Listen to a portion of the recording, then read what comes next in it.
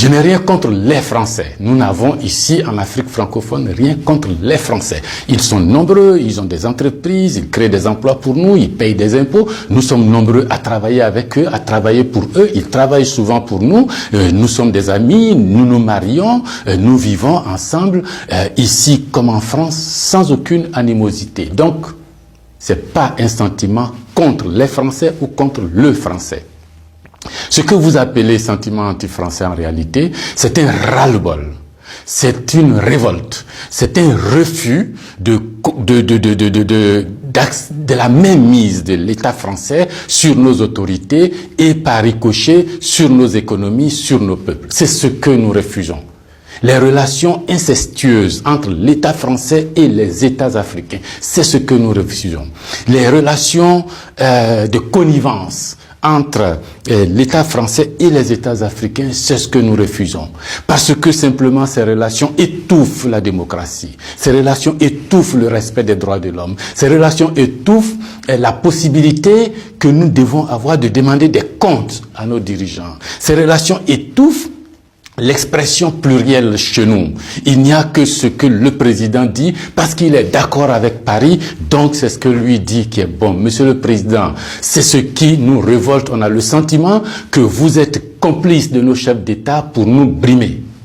On a le sentiment que les droits de l'homme que vous faites respecter en France, les libertés individuelles que vous faites respecter en France, la déclaration universelle des droits en France, déclaré là-bas par vos ancêtres, Monsieur le Président, on a l'impression que vous considérez que nous, en Afrique, on n'a pas droit à cela. Nous, en Afrique, on n'est pas digne de cela. Nous, en Afrique, on n'est pas suffisamment humain pour avoir les droits humains.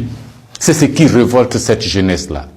La conséquence, vous voyez chaque jour de nombreux jeunes essayant d'aller là où les droits sont respectés, là où les libertés sont respectées, là où on a le sentiment qu'ils sont des hommes. C'est ce qu'il faut changer, Monsieur le Président. C'est ce qu'il faut changer. Vous pouvez parler 1000 fois à nos chefs d'État, vous pouvez leur donner des instructions 1000 fois, mais ça ne changera rien dans la tête des populations africaines ici, dans l'esprit des populations africaines ici. L'idée est que nous voulons redevenir des hommes libres. Nos ancêtres ont été vendus comme des marchandises par vos ancêtres. Comme des marchandises. Pendant de 1500 à 1890, c'est par là, comme des marchandises. Nous fermons les yeux là-dessus. Nos parents ont été gouvernés par la décision que vos parents ont prise à Berlin de venir s'accaparer nos territoires, nous-mêmes, nos fleuves, nos rivières, nos matières premières, de prendre possession de nous. Ça a duré près d'un siècle. Fermons les yeux là-dessus. Vos prédécesseurs ont considéré que nos chefs d'État devraient être juste des délégués pour eux, pour nous maintenir ici.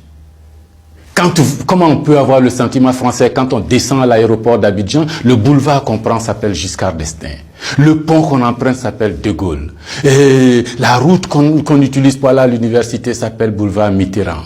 Et puis partout, on a Trèche-la-Plaine, Port-Bouët, Binger. Non!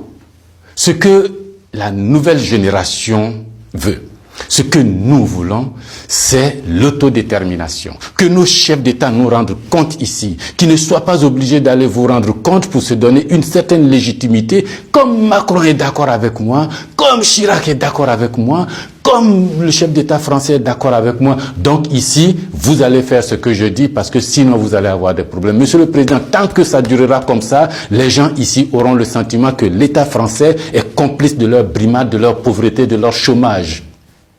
C'est ce que nous voulons changer. C'est ce que nous voulons changer.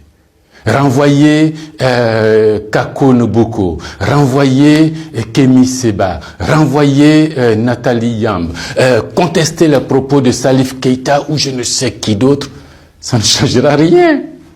C'est dans la tête de chacun. Chacun de nous, les gens, ces idées-là ont imbibé notre esprit maintenant. Le désir de liberté, vous devez connaître ça. Vos ancêtres se sont battus pour avoir cette liberté. On fait plusieurs guerres pour jouir de cette liberté. Ce que nous voulons, c'est ça.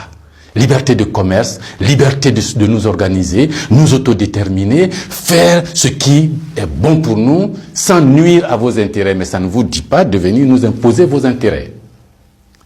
Si vous pensez, chers auditeurs, que ce message vaut la peine d'être diffusé et que nous soyons nombreux à nous l'approprier, sans animosité, sans bestialité, mais avec fermeté et conviction, il faut liker, il faut partager.